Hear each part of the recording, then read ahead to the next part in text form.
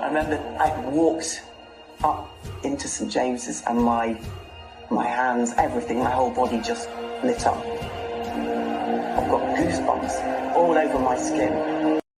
I get those goosebumps every time you come around, yeah. You ease my mind, you make everything feel fine. Worry about those comments, I'm way too numb, yeah. It's way too dumb, yeah. I get those goosebumps every time I need the Heimlich, throw that to the side, yeah. I get those goosebumps every time, yeah. When you're not around, when you throw that to the side, yeah. I get those goosebumps every time, yeah. 713 through the 281, yeah, I'm riding. Why they on me? I'm flying. Sipping low key, I'm sipping low key and honest. Find a rider. I get those goosebumps every time you come around, yeah. You ease my mind, you make everything feel fine. Worry about those comments, I'm way too numb, yeah. It's way too dumb, yeah. I get those goosebumps every time I need the Heimlich. Hello, welcome to the Late Night Loaded. And this is the reaction show for Crystal Palace versus Newcastle. I know the answer already, but how are you, Chris? Deflated after that, mate. Very deflated. Disappointing. To quote a quote from Pete, which he often says, you kind of knew in the first 5 or 10 minutes what we were getting tonight. And I must admit, I was lulled into a false sense of security because I thought, now we can turn this round. You know, we always invite the pressure, look to get on the counter. And I was still saying it in like the 82nd minute, just going, oh, we'll kickstart now, we'll do something. And it just never came. But other than that, mate, yeah, I'm all right. Yeah, on a personal note, I'm good. Yeah, that's about it. Pete, how are you, mate? You're on mute, Pete. Yeah, I'm a little bit pissed off, I'm not going to lie. Yeah, really, really disappointing with that tonight. For a lot of reasons, and I'll get into. Really, really not happy with what I saw.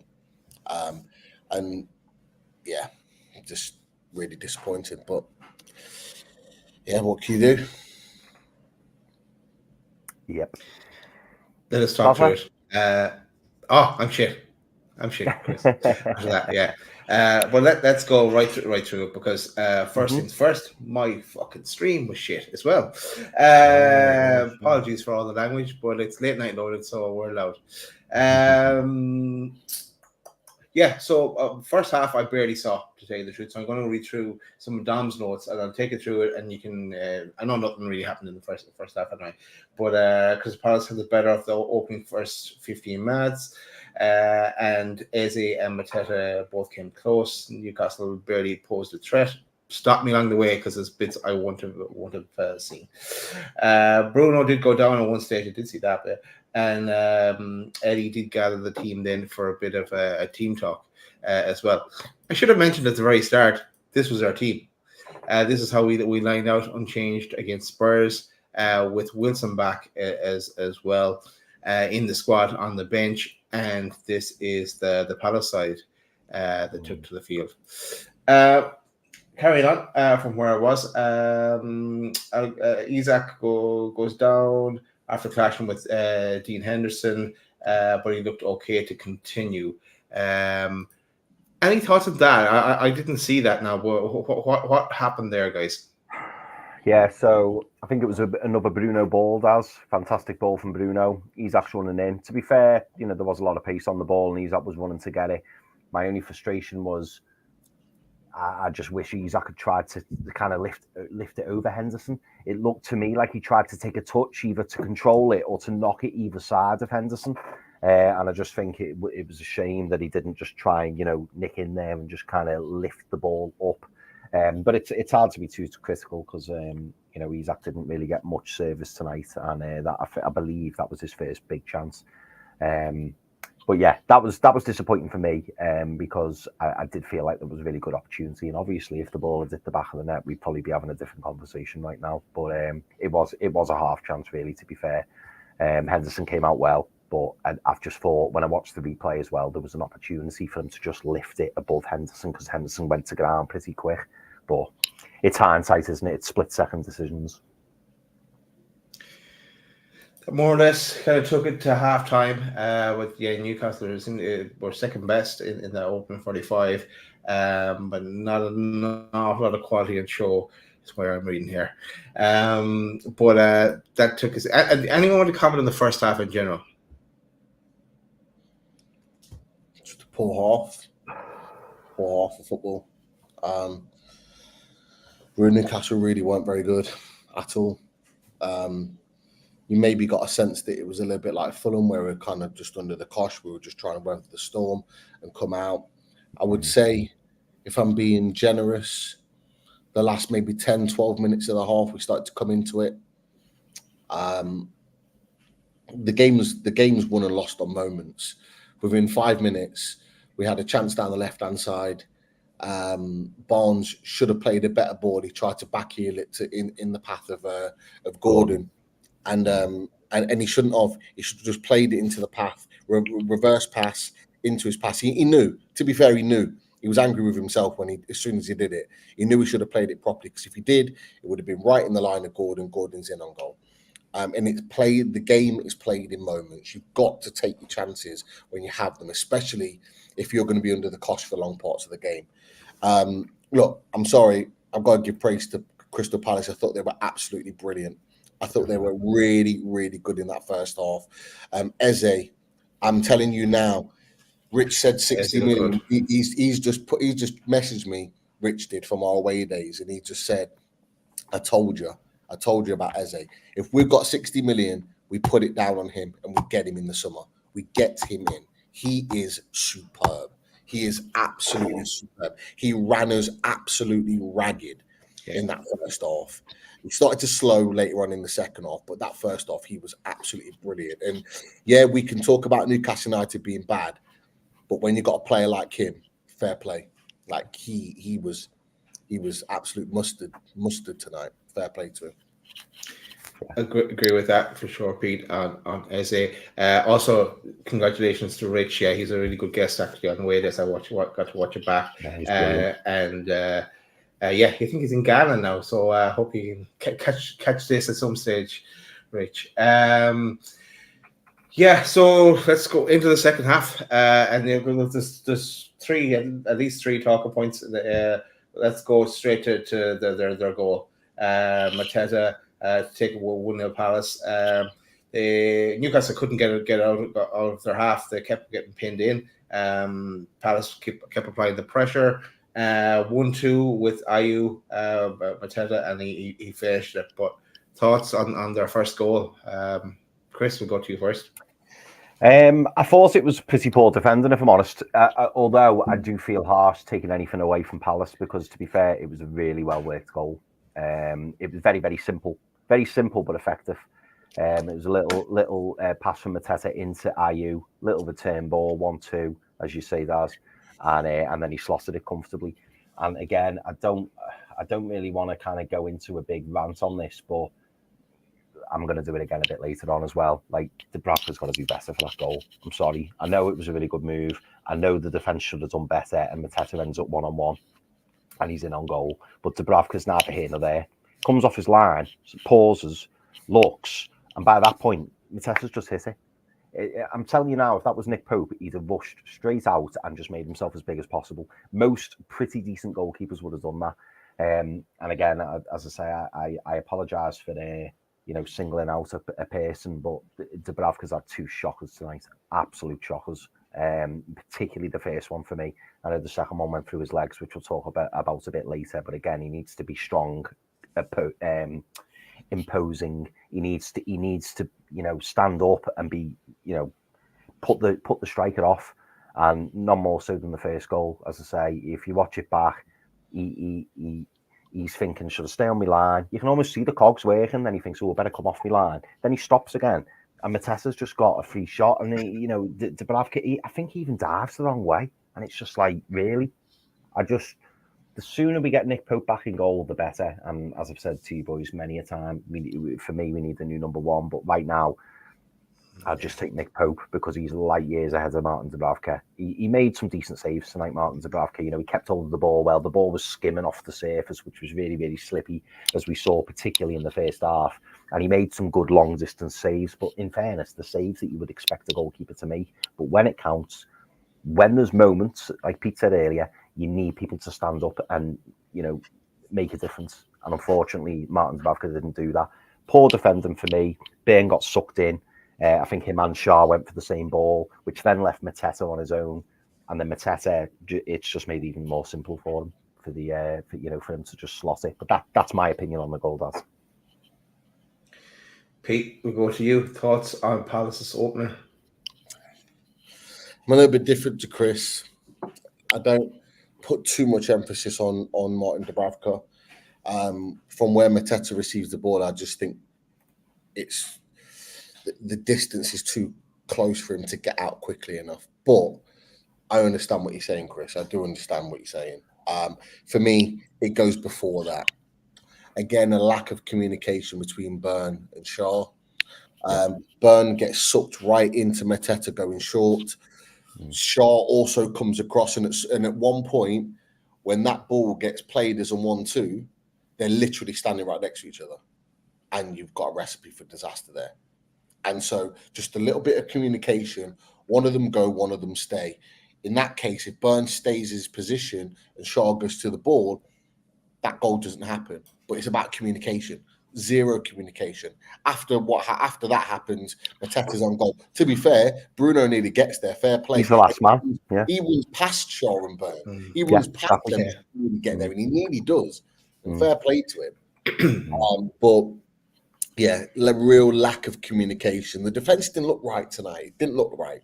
They didn't look sharp. They didn't look on it. They looked a little bit lethargic. They just weren't at it. They really weren't. Kraft would just go through the motions, all that, I don't know. It didn't look right. And that goal was coming. I cannot sit here and say that goal was a shock, that goal was a surprise. It wasn't. That goal was coming. It was coming from the 5th minute in the first half because they completely dominated us. They were the ones that looked like scoring every time they went forward. And we were just all over the place. And it was just really, really poor goal to concede. Just seeing some of the comments streaming through there that Chris is putting up on screen. But yeah, Palace did want it more. That was evident. Anyway, let's move on a bit because we're taking it into the 70th minute at this stage, and Newcastle still haven't had a shot on goal. 65th minute, we brought on Wilson and Hall for Barnes and Murphy. And 76th minute, this is a big talking point, is the penalty claim. Hughes pulled back on Longstaff, went to VAR. They said no penalty. But it puts Longstaff off his stride, and he's off balance. If he was to attempt to shoot, he doesn't attempt to shoot, but he's kind of half fallen already. But how was that not a penalty, lads? I'm baffled. I mean, don't get me wrong, it's not your traditional shirt pull, where you look for the hands and you look to see the shirt extends. There was none of that involved. But I just wonder what the VAR officials are seeing when they watch the replay, because when I seen it live, I was screaming, I had my hands up, screaming, going, it's pen. Then the referee looks like he gives a pen, but then it turns out he gives a goal kick. And then, anyway, I watched it back, and the first angle I saw was from the back of Sean Longstaff. And when I saw it, I thought, don't know, maybe. And then it showed the other angle where it was Sean Longstaff face on, and you can clearly see he's approaching the ball, and then the player's arm, I think it was Wharton. I could be wrong. Player's arm goes over him. It was him, Wharton, or Hughes. Yeah. Player's arm goes over him. Doesn't grab the shirt or particularly grab the body, but clearly when his arm goes out of camera shot, he must have hold of Longstaff in some way, because you can see Longstaff's body bend and then he falls. And it's like, there must be contact there. There's got to be. And obviously, when you're traveling at pace, it's very easy, isn't it, to watch things in slow-mo. And I understand why the referee maybe didn't give it. I get that, because when I seen it from behind, from the back of Sean Longstaff, I myself was a bit like, ooh, don't know. But when the VAR officials are watching it, they're watching it in all different angles, and they're watching it in slow motion. And when you watch the angle, which is looking at Sean Longstaff, you can clearly see there's some sort of contact, because his body shifts from straight to the side, and then he tries to like gain his balance again, and then falls over. And you can tell, for me as well, I always feel you can tell from the reaction of the players. Sean Longstaff screaming for the penalty. Not as in like, oh, pen, or the way sometimes you see players look up hopefully, and they kind of turn round and look at the ref as in to go, pen. He was literally screaming, and it's because it was a penalty. But you know what? I don't want to talk about it anymore, because one, I think someone in the chat wrote it. It's like, did we deserve it? Probably not. Not saying that we shouldn't have got it, because we should. And obviously at 1-1, it's a different conversation. But the reason I don't want to talk about it is because VAR just dominates football now, doesn't it? And this shouldn't and doesn't come as a big surprise, because this is happening week in, week out, and it's incompetence from the VAR officials, the people in the VAR room. And I don't even blame the referee, because as I say, on this occasion, the referee's gone, I'll give a goal kick, and then VAR should be coming in, interrupting and going, you've made a mistake there, mate. Or at least go and fucking look at it on the screen. Go and look on the screen. But no, it was just like, no, the referee's decision stands, leave it. And for me, it's just a poor decision. It really is. Because for me, there was enough there for it to be a penalty. And it's a key part in the game. If Alexander Isak's stepping up from 12 yards out, I'm thinking it's 1-1. Yeah. Look, at the best of times, Longstaff does go over easy enough, but he was put off balance there, and so it was a legitimate penalty. As you said, Chris, how VAR did not rule it in our favour, it's beggars belief. But Pete, your thoughts on the penalty incident? It's a penalty. It's a penalty all day, and I'm the opposite to Chris, because I'm looking at the referee. The referee has a great view. The referee should be given the penalty. There is no reason why that referee cannot give that penalty. Then VAR have a look at it and they overturn it. But that is a penalty. It is an absolute penalty. The VAR are always going to look to see if they can back the referee in that situation. So they are going to try and back him when they can. But the referee should have seen that. It's a penalty all day long. It's a joke. Now, whether we deserve it or not, probably not. We needed a spot from somewhere to get us going, to give us life in some way, shape, or form, and that was it. Once that penalty wasn't given, I knew at that point we were never getting back into that game, because we didn't have anything. We barely created a chance. When was the one meaningful chance that we had at goal in that whole game? Like, anybody tell me? Because I can't think of one. Dean Henderson's had one of the easiest games tonight that he'll have for a very, very long time. We didn't even put a shot on him to make him do anything of any note. Like, we didn't deserve it. It was a penalty, but we didn't deserve it on the grand scheme of things. So I'm not going to sit here and go mad and all the rest of it. The ref should have gave it. He didn't. It was a penalty, but we didn't deserve it. Would you class it as a clear and obvious? Would you class it as a clear and obvious error, Pete, from the referee? It is. It is. Penalties have been turned around for a lot less.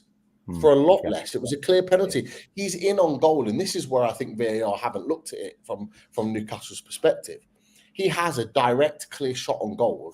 It's a clear attempt to score from that point. Now, there's an argument that Longstaff should have been prioritising getting the shot away.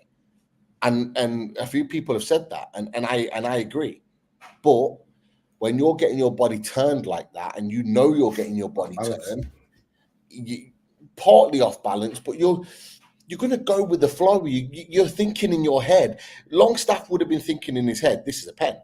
And he's going with it. So he's going to go down and he's going to go mad to call for a penalty. He should. because he's been taken off. Like Will Hughes reacted as if a person that had just committed a foul. He knew what he'd done, but he's got.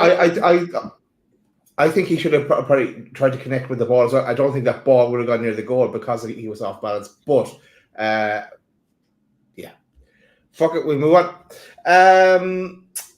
Let's forward on to 87 minutes where the game was totally killed off. Mateta making it 2-0. Longstaff gave the ball away. Hughes to Mateta, and then went through Dub's legs, as you said, Chris. Game over then. But what the second goal? What do you make of it? Just thought Chris? It was poor, mate. I just thought it was poor. Given possession away, he's not great, particularly in that area of the pitch. But again, I mean, it never looks good, does it, when a goalkeeper gets megged? It never looks good. But it just, it's summed the night up for me. It summed the night up, and as soon as it goes 2-0, the game's dead and buried. I mean, the game felt dead and buried anyway, but you knew it was dead and buried then. But Mateta's just got another goal. Probably one of the easiest goals we've scored this season, because all he does is just kick it straight. I don't even think he connects with it that well. But it's just the fact that, Dubravka's legs are open. Dubravka comes out like a star and it just goes straight through his legs. And it's just like, you've got to be doing better. And I know that we gave away possession. I know that we've kind of put him under a little bit of pressure, but he's just got to be more commanding of his goal. He really, really has. And, I always say this, you get taught as a goalkeeper. I didn't used to be a goalkeeper, but I imagine one of the first rules of being a goalkeeper is, when the ball comes to you, just make sure that you're covered. Like you don't have your legs wide open. You know what I mean? It's pretty basic stuff. And like I say, it's just frustrating. And I think I'm just frustrated in the performance as a whole, really. But that kind of capped it off for me. That was just, I think I messaged you boys at that point and said, yeah, lads, we're just going to go live in a bit, because I knew watching the last 6, 7, 8 minutes was just going to be pointless, because Palace were just seeing it out. And to touch on what Pete said earlier, just to kind of cap it off, Palace were fully deserving of the 3 points tonight. I thought they played really well. I thought Michael Elise had a nice little cameo when he came on as well, but Eze was different class, different gravy tonight. He really, really was. And, I knew he was a talented boy, but I tell you what, like tonight, he really made me sit up and take notes, because that's one of the best. I'd go as far as to say that's one of the best performances by an individual player that I can remember for us playing against this season. That's how good he was. Because literally, he was picking up the ball on the halfway line, next to the byline, and then he was getting away from like 3 or 4 players. He was doing it at ease, and he was just a threat. He just kept running, and he kept, he was lively. Even when he lost the ball, he was like a terrier. He just kept coming back for the ball. His pressing was unbelievable. So if Eddie Howe and his coaching staff didn't already know about him, which I'm sure they do, they definitely will have to watch him that. No, you're right. He's hungry for it, and he kind of typified Palace that they wanted it more. I suppose there is a connection with Jamie Rubin. They were both at QPR at the same time as well. Who knows? Might play a factor if we are to go looking for him. Pete, your thoughts on the second goal? I think that's where we are. Yeah, this is more about Mateta. He was superb today. He really bullied our defence, and yeah, fully deserved. Really good performance. We looked tired in that passage of play before the ball went into the box. You could tell. I think it might have been Longstaff, Gordon. I think it might have been. I can't remember who. There was a couple of players running back, and they looked shattered, and I have no idea why. Because I've had a week and a half off, but they looked like they'd run out of gas at that point. They didn't want to defend. And the ball comes into the box so easily. So much space for those players. 2 players, I think it was Will Hughes and Mateta, who eventually scores. Like they had the kind of the whole of that half of the box to work in. And you got to expect issues there, but nice finish, poor goalkeeping, and yeah, I think I've said all I need to say on Martin Dubravka. Yeah, Rich is he's having me on, man. He's having me on.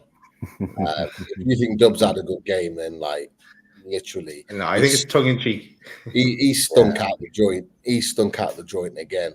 Like he made, in the first half, he made a couple of routine saves that me and you could have made, Rich. Straight at him. Nothing really too comfortable. When he's tested, this is where he falls apart.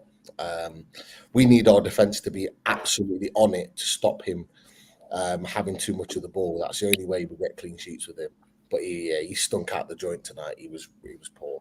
But a lot of players did. A lot of our players did not play well. I'm struggling to find anyone really that comes out with any sort of credit in that performance because none of them were good. But yeah, I think more so than anything, this performance tonight highlights that just certain players need to leave the club. They need to go. We need to move on. And it's as simple as that.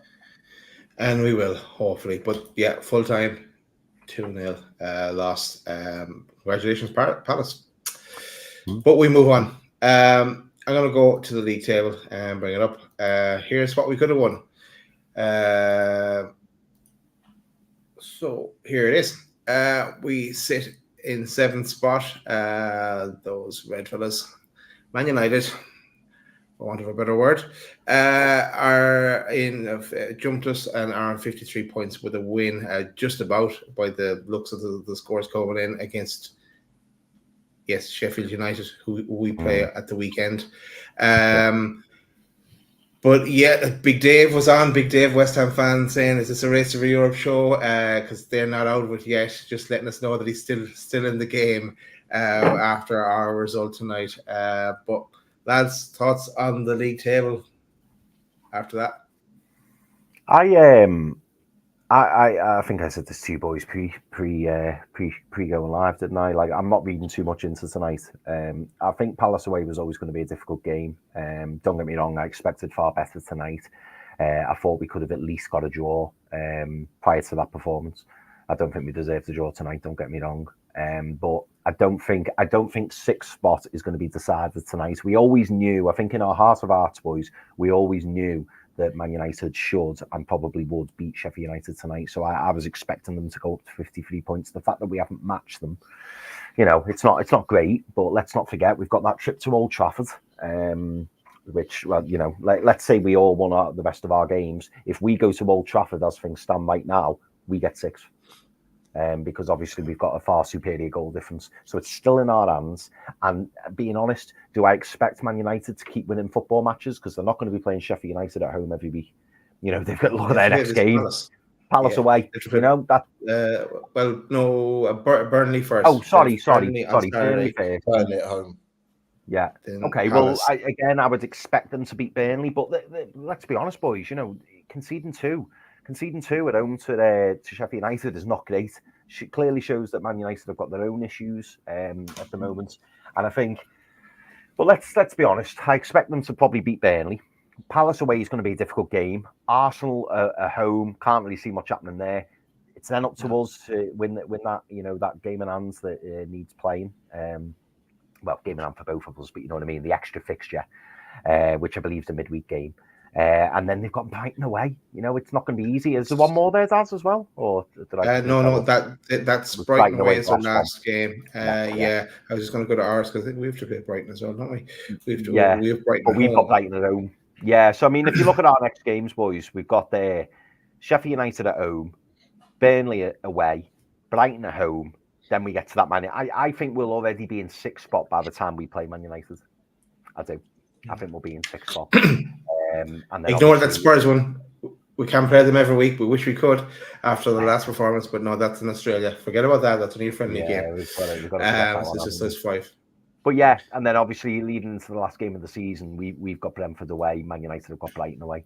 So I think we can do the job away to Brighton on the last game, if I'm being honest. But yeah, to round that up, I know that was a very long answer. I didn't feel like tonight was going to be make or break. I still feel very calm and content, and I still believe that we will, and we can and we will get 6th. Yeah, that's kind of where I am with that. Pete, thoughts on the table? Yeah, I'm looking at the table now, and I'm like, it's not the end of the world that we lost tonight. I'm more annoyed about the manner in which we lost than the fact that we lost. Palace have been on good form. For me, this was going to be, and I said before, I think on away days, this was always going to be one of our toughest fixtures in the next 3 or 4, in my opinion. But for me, this was about creating a significant level of daylight between the teams below us. Okay, like as Big Dave has mentioned, I think he might have tweeted out or something, responded to that. Like what it does, it gives the other teams below us a little bit of hope that they can try and catch us. The one thing that fills them with confidence is our next 2. Sheffield United at home, Burnley away. They are now must-win games. We have to win both. Like it's as simple as that. We need to go out there and win both. Now, I raised a question to you boys. It might have been on Sunday after the no, it might have been on the reaction show actually. And I raised a point and I said, is our away form a concern? Now, I did mention that I think 4 of the last 6 were away from home. That's going to be the key. It's going to be the key. We know how good we are at home. We know how good we are at getting results at home. Can we do the business away from home? We did it against Fulham, but we need to start doing it against other teams. Burnley is the perfect opportunity. We need to put Sheffield United, to the sword on Saturday. Then it's Burnley. That game needs to be a win, and that will fill me with more confidence going into the Brighton game. Those next 3 games can effectively, like, close to seal European football, because we're talking about 6th, but 7th is likely to get European football as well, which I'm still happy with, by the way, because I never thought a number of weeks ago that we were even in a European contention. So I'd still take a 7th place. Now, you're looking at Chelsea. I'm looking at their fixtures now. Their next game is Villa away. Tough game. Then they've got Spurs at home. Another tough game. You've got West Ham, who their next game is Liverpool, albeit at home. That's going to be a tough game. And then after that, they've got Chelsea again. So one of those are going to lose points. They're the 2 teams below us directly that can affect everything at this moment in time. So I'm now looking at those and I'm thinking, if they continue to drop points, even in one of those games, and we win the next 2, then we're back up again. At some point, if we keep winning, okay, we win the next 2, I think the Brighton game for us will be then the kicker where we do take over Man United, because I think at that point they've got Arsenal. Yeah. And I think Arsenal win that one, personally. So that's where it could potentially change. And then it will set us up for the game at Old Trafford. So that's kind of how I see it. But we have to win the next 2.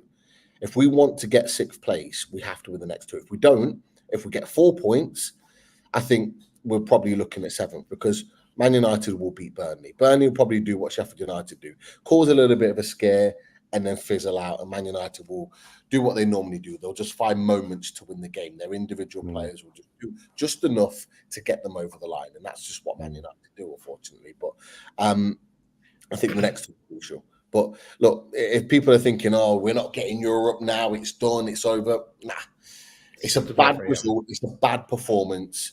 Okay, It's just a bad night of football for Newcastle United. However, the best way to hit back is go and put Sheffield United to the sword on Saturday. You've just seen a Man United team that had, up until today, had only scored 47 goals, bearing in mind we've got, 69 or something like that we'd scored this season. And they've just put 4 past Sheffield United. If they can do it, so can we. And we need to. So we put them to the sword, and then it's all on Burnley. Just a question I just thought about there. That right, last time we were here, we're talking after beating Spurs. We're on a high. We're talking about trying to get 5th spot, right, at that stage, because 5th spot at that stage was looking like it was going to get us to Champions League. Play it on. The players had their break. Play it on. All the English teams are out of Europe, let's say, and the 5th spot will only get you Europa League now. So could it be a mental thing as well, that they had their they were working towards maybe getting that 5th spot, and that would to maybe clinching Champions League, but that's gone now. And it might play on their mind a bit. Thoughts on that? Crazy suggestion. I could go for it, Chris. Go on. I mean, yeah, it's certainly feasible what you're saying, Daz. It's definitely feasible. I don't know. A few people tonight, and I've seen comments, not in our chat, but just in general on X and stuff like that. People have been saying Eddie's got his tactics wrong. Eddie's picked the wrong team. Why isn't Hall playing? Why isn't Livramento playing? Why is Kraft playing? And I do, in situations like this, I do feel like he's damned if he does and he's damned if he doesn't, because you could argue if we'd have played 4-3-3 tonight and really gone at Palace, and he played Hall and Livramento and we got torn apart, a bit like what we did tonight, really. Everyone would have gone, well, why didn't you stick with the Spurs formation? Why did you change your winning team? We won 4-0. Why would you do that? And it's like, don't get me wrong, I'm not happy with the performance tonight, and I do think going forward, I don't want Emil Kraft in the starting 11, and I do think that Tino Livramento, which I've been saying most of the season, that Tino Livramento it has been one of our best performing, if not the best performing, wing back that we've had this season. So the fact that he's not been playing is a shame, because I do really rate him. And on a side note, someone else in the chat put it there, Lewis Hall had a really good cameo when he came on. I still believe, I've still got question marks over him defensively, but going forward, he looks brilliant. He looks really, really comfortable on that left wing. So whether or not we can work on him in the summer and, try and make sure his defensive game is improved. Because for me, defensively, I've always thought he looked a little bit suspect, if I'm honest, particularly in the few games I've seen him play. But there's many reasons, Daz, as to what it could be and why things didn't pan out the way they could have and possibly should have. But for me, I'm just putting it down as a bad day at the office. And now we've had this, bad performance, bad results. Now it's time to shuffle the pack and go, right, we go again. Maybe revert back to the 4-3-3. People are saying that we shouldn't have done, the 3-5-2, if you want to call it that, or the 3-4-3. We shouldn't have done that because Crystal Palace are a very different team to Tottenham, and I do take that. But then, as we discussed on away days, Pete, Palace play very similar to us, so maybe that's why Eddie Howe's gone. Do you know what? Let's keep the formation, keep the tactics as they were. And yes, it didn't pan out tonight, and yes, it wasn't ideal, but. I'm not going to get, irate over it. I'm not going to get agitated over it. I just want Eddie to sort it out so that when we play Sheffield United at St James's Park, we get back to winning ways, because we've got to win that game now. We've got to win it. And if we do win it, we're back on a winning track. And then, we can put this Palace game behind us and move on. But there is a possibility, Daz, that maybe because 5th spot's gone, Champions League's over. I mean, Champions League looks slim anyway. One, because it was going to be a slim thing for us to catch Spurs. And two, also for the fact that, is it the coefficients? I always get the word wrong. I think the coefficients was always looking unlikely to be heading to England. It looked like it was going to, it looked like it was going to Germany, Italy anyway. And now it's almost certain that it's going to. So I think we can just rule that out. To answer your question, Daz, it could be many things, mate. It could be many things, but it's feasible what you've said. Yeah, no, it's just one of those devil advocates questions, Chris. You know all about them. I just had throw that in there. But Pete, do you want to get something on that, or do you want to say anything on any other topic? Yeah, well, firstly, saw Foxy in the chat. Great to see you, Foxy. Great to see you back in the chat again. I know there was some stuff the other week, but we'd hate to lose you as part of the community. So I'm glad to see you back in. He's a spanner as well. We need him. We need him. Even more reason, for sure. So scout as well. For a tactical point of view, I don't think there was much wrong with our setup tactically today. I thought I don't put that on Eddie Howe. Eddie Howe set up our team to play similar to theirs to effectively cancel them out. And in my opinion, I think he's done that because he believed that if we cancel them out, we've got more quality than them to put them to the sword, to do enough to win the game. for me, that's my thinking of it. Could be wrong, but that's my thinking of it. And I would have agreed with him before the game, before we'd have seen anything tonight. I would have agreed with him. I would have gone, match them up, stifle them, and we've got a Bruno, we've got an Isak, we've got a Gordon, we've got a Barnes that can go on and win us the game. So I wouldn't have argued that. We're all, or people are now saying a different thing because we lost 2-0 and it was a really poor performance. I don't have an issue with it. What I would have an issue with is playing that same formation on Saturday. We can't do that. Sheffield United are there for the taking at St James's Park. 4-3-3, your strongest team. Go out there and get the win. Go and get the win. Put them to the sword. What we need is a big performance to put them to the sword. Get confidence right up, and that's what I'd expect. I expect Eddie Howe to revert back to type for me on Saturday. There are reports now that apparently Livramento's not fully fit. He was only an emergency on the bench. He's still got an ankle problem. So that's why we didn't see him. People were questioning that one. Some of these injuries and stuff are all over the place. I don't really know what's going on with them. But like, I don't think anybody does. Like 1 minute they think that they're coming back, then they're not. I mean, I think Tino come off the bench against Tottenham. He's had a week and a half's rest, and now his injury, now his ankle's not okay again. Like, what's gone on there? Like, is it gonna get in training? Like people need to be asking these questions because that doesn't make sense. He comes off the bench. He doesn't re-injure himself. Like literally, what has happened? Because it doesn't make sense.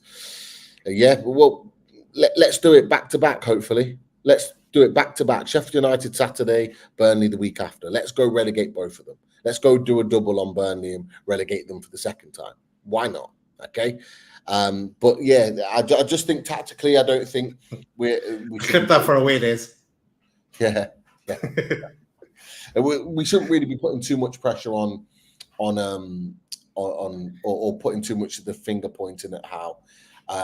Like those players weren't good enough tonight. Eddie Howe would have not set up that team and put those players out to perform like that. They weren't performing at the level. That wasn't about tactics. You know, you look at Elliot Anderson, how good he was against Tottenham, a shell of the player tonight. Even Bruno Gomes was quiet. Gordon was quiet. Isak was quiet. Like Barnes was really quiet. He did more of a defensive role tonight, but he did nothing in attacking areas. Like our players didn't turn up. Like that's the issue, not Eddie Howe. So this is now on the players to go and put that right Saturday. Cool. Boys, well, let's take some comments or questions from the chat. What do we have? You're on mute, Chris. Oh, see, I had to do it, didn't I? Sorry, boys. We'll fizz a quick question. And the first one I'm going to ask Pete, because I know Pete discussed this on 12th Man, and I don't want to get it wrong. I think I know, but I don't want to get it wrong, and I'm sure Pete knows the answer. No pressure, Pete.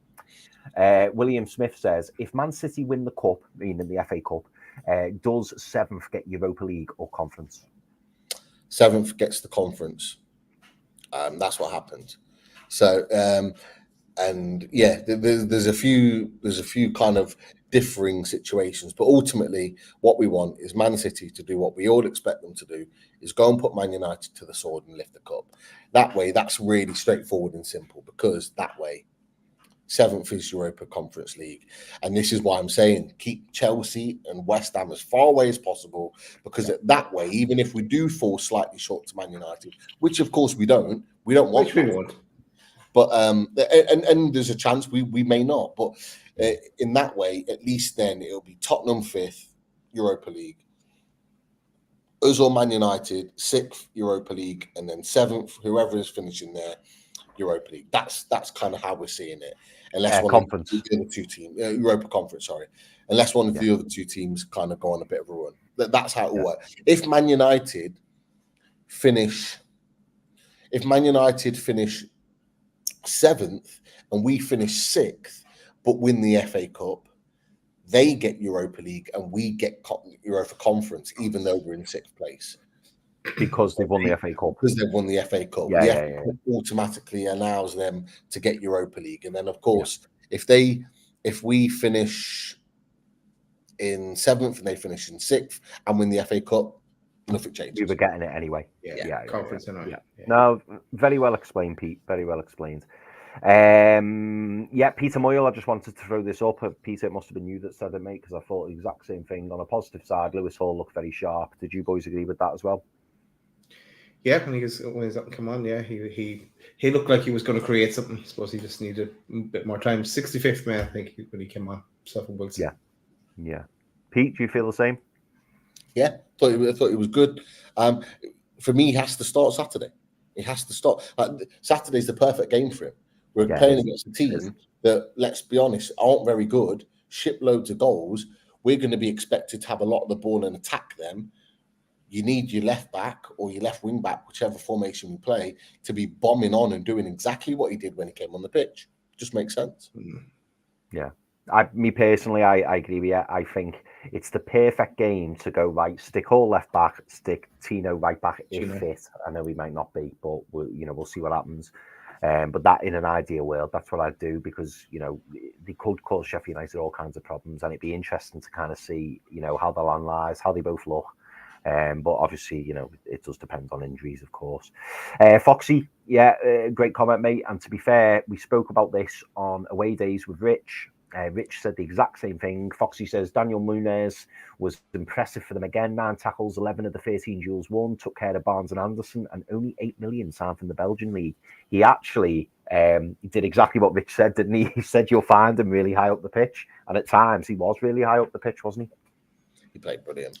He was really good. Really good. Foxy loves a bargain. He does. He does love a bargain. Yeah.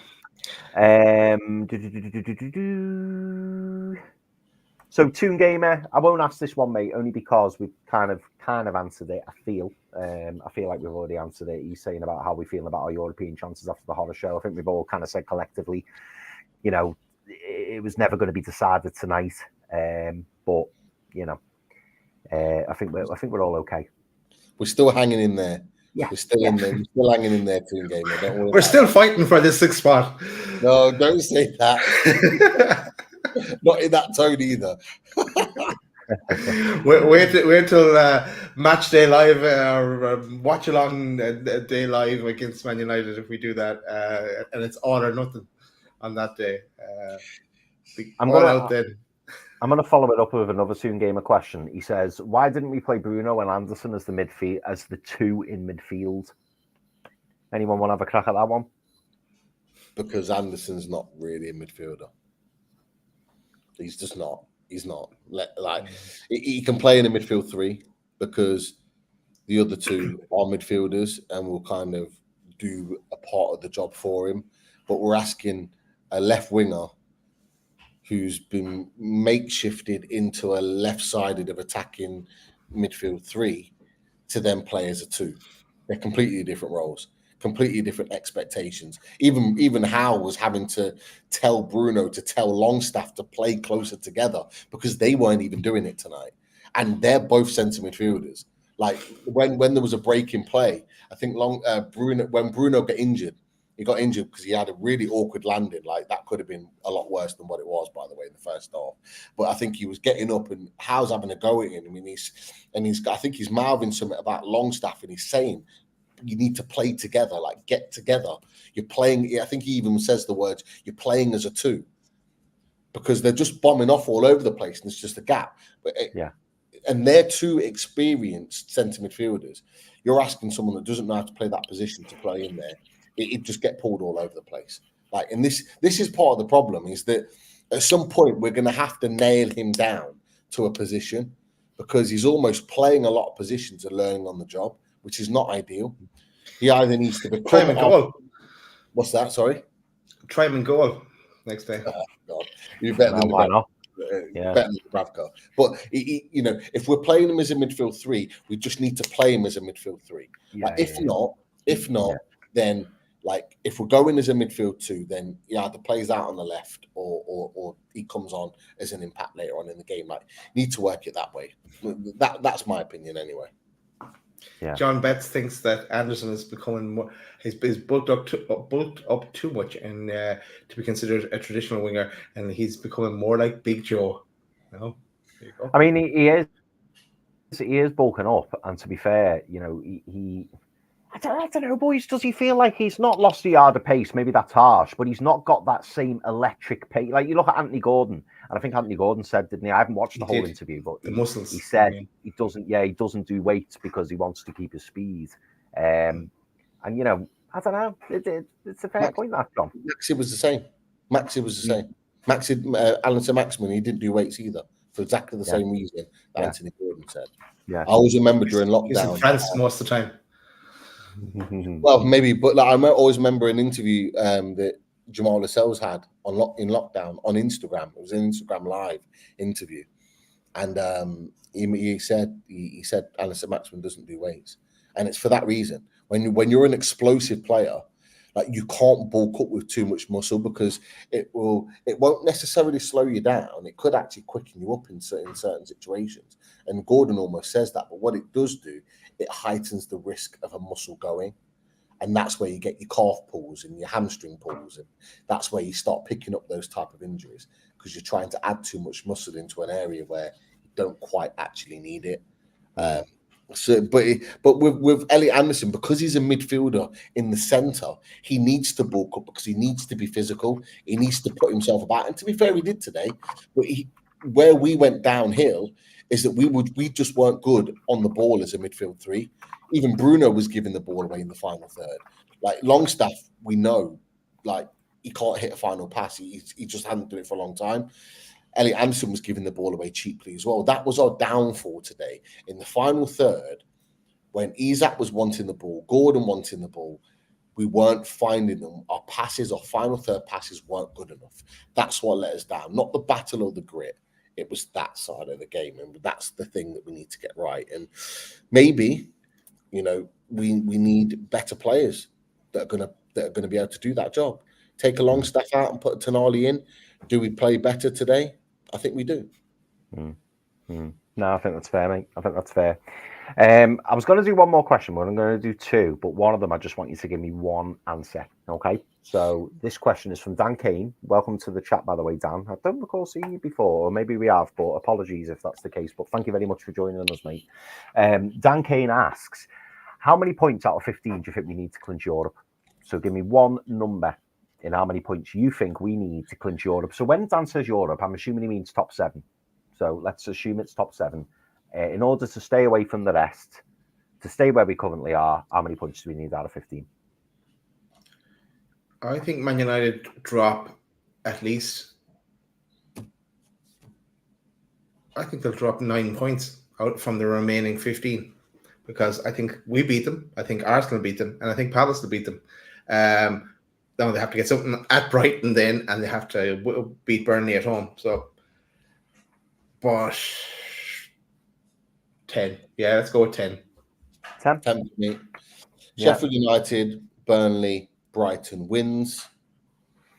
A draw at either Old Trafford or Brentford, I think will be enough. And the reason being is because I think I put a picture on during the whatchamacallit show, the Race for Europe show. No, the Fight for Europe show. I don't know if it's still here now. It may have gone. I think I may have lost it somewhere, but it was working out what the maximum points were for all the kind of teams around us. I might even have it. I remember you bringing that up. Seen it. Oh, that yeah. It was hard to read it, but yeah. So this was before, obviously, a couple of these games. Obviously, we had Palace still at that point. So at that point, we could have got a maximum of 68. So we can get a maximum of 65 now. But the likes of West Ham lost to Palace. So their maximum is now 60, I think, if I'm right in thinking. Yeah, it looks like 60. And we've got a significant goal difference. So 10 points would secure us ahead of them. Chelsea. And that's assuming West Ham win all their games as well, Pete, which is highly unlikely. Yeah. So Chelsea are now down to 65, the same as us. But you look at their next 3 games, Villa, Spurs, West Ham, that could be below 60 by the end of that, potentially. in terms of what their total points will be. They could be significantly below that. So it could. I think 10 points is enough. Like, and I'm maybe doing a disservice to the likes of Brighton. But you look at Brighton, they've got Man United, Chelsea, Us, Villa, and Man City. For me, like if they lose tomorrow, I think is it tomorrow? I think they've got Man City. Brighton play Man City tomorrow. Yeah. So if they lose that, like it drops again, and Brighton's, I think, is 62, if I'm right in thinking at that point. 62 is their maximum they can achieve. So again, I'm looking at the points from West Ham, Chelsea, and Brighton are the ones that are likely to catch us. And as long as that drops and we get certainly the wins that we do in the next 3, for me, it's done. It's done. Our prediction of 64 points is impossible now. It's either 65 or lower. We can't land on 64 or 663. But yeah, let's move on, Chris. Okay, and then last question. This one's from Chris Potts. Chris, thanks very much for the question, mate. Pete, are you still backing Eddie's ability to adapt? Chris says we were outplayed, outforced, outmuscled, and generally second best all over the park. Yeah. For the reason I've just said, I don't think it was the tactics. I don't think it was the tactics tonight that lost us the game. I think it was the application of the players. I think the application of the players let us down, for me, personally. We've already seen recently that he's been able to adapt in his tactical setup. He's setting up the team differently. We need to be able to trust that. It's not always going to work. Like, there are going to be games like this where things just don't work out. However, what we don't need now is a run of games where we're dropping points. And I'll go back to the point, Luton, Forest, Bournemouth at home, where we've dropped points to teams where we expected to win. This is why now Saturday becomes really, really important. We need to win this game against a team we're expecting to win. We actually just need to go and do it. Same with Brighton. Cool. Yeah, yeah, let's give a shout out to our sponsors. You will see scrolling across the bottom of the screen the code loaded20 for manscaped.com. So if you fancy a bit of Manscaped gear and want free shipping as well, use that code loaded20 and head on to manscaped.com and you'll get all the latest they have there. They have a wide range of items. So not just, there's some of them there being flashed on the screen. But yeah, go check them out. And you know what? If we win, when we win on Saturday, we will do another draw. How about that, Chris? Let's do another draw. Let's do another members draw. So to make sure you're up to date with your membership to get in that draw. Also, shout out to and you know what, we have the video. So let me just stop this and play the little video, and we might tell you what's coming as well just after this. Ready to shade.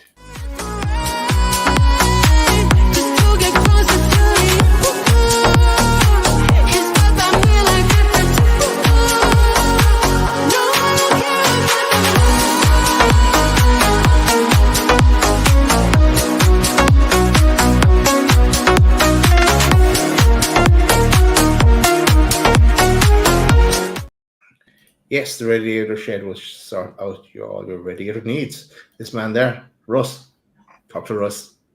Tell him we send him your way. His way. Boys, when are we back again? Sheffield United reaction, I imagine. Or Sheffield United way days? Let's see what we do. I'm waiting to hear back because Nick was really good last time. I think it was Nick that was on the channel last time. A really, really good guy. I'm just waiting to hear back. Don't know what day it could be. It could be tomorrow, it could be Friday. I have no idea. But if we can get an away days done, we will for sure. But if not, we'll see you Saturday. Rightio, good night, everyone. We didn't like it, but we're saying it anyway. How'd you like that? See you soon.